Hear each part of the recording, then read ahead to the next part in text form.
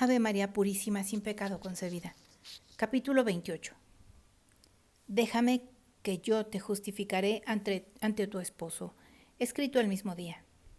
Dice María: Querida hija, cuando cesó el éxtasis que me llenaba de inefable alegría y volví a la tierra, el primer pensamiento que me punzó como espina de rosa, que me punzó el corazón, todavía envuelto en las rosas del amor divino, fue el pensar en José. Yo lo amaba.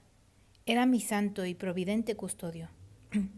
Desde que quiso Dios, por medio de la palabra de su sacerdote, que me hubiese prometido a José, pude conocer y apreciar la santidad de este justo. Junto a él había sentido que mi soledad de huérfana desaparecía. No extrañaba más mi permanencia en el templo. Era tan bueno como mi padre a quien había yo perdido. Cerca de José me sentía segura, como si fuese el sacerdote. Toda duda había desaparecido, y tanto era que había comprendido que no tenía que temer de José. Más segura que un niño en los brazos de su mamá, así estaba mi virginidad confiada a José. Y ahora, ¿cómo iba a decirle que era yo madre? Buscaba las palabras para darle la noticia, cosa difícil. No quería enorgullecerme del don de Dios y no podía de ninguna manera justificar mi maternidad sin decir: el Señor me ha amado entre todas las mujeres y a mí, su sierva, me ha hecho madre. No podía engañarlo ocultándole mi estado. Yo oraba al Señor y el espíritu de quien estaba llena me dijo: cálmate, déjame que yo te justifique ante tu esposo. ¿Cuándo? ¿Cómo? No se lo pregunté. Me confié a él como una flor confía a la onda que la lleva. Jamás el Eterno me había dejado sin su ayuda. Su mano me había sostenido, protegido y guiado hasta aquí.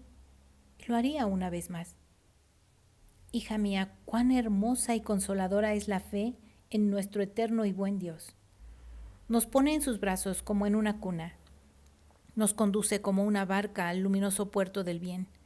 Nos conforta el corazón, nos consuela, nos nutre, nos da descanso y alegría, nos da luz y guía. Todo se encuentra al confiar en Dios y Dios da todo a quien confía en Él. Se da a sí mismo. Aquella noche mi confianza humana llegó a la perfección. Podía hacerlo porque Dios estaba en mí. Antes había tenido la confianza de una pobre criatura como lo era, siempre un nada, aun cuando era tan amada hasta ser la mujer que no conocía pecado, pero ahora tenía la confianza divina porque Dios era mío, mi hijo. ¡Oh, qué alegría!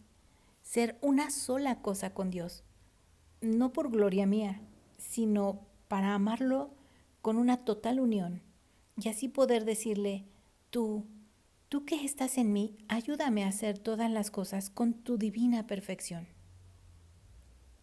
Si él no me hubiera dicho cálmate, me había atrevido, poniendo mi rostro en el suelo, a decir a José: el Espíritu ha venido a mí y en mí está el germen de Dios.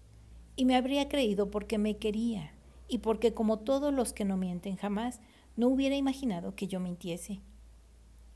Sí, con tal de no causarle ningún dolor en lo futuro, habría vencido mi renuencia a alabarme.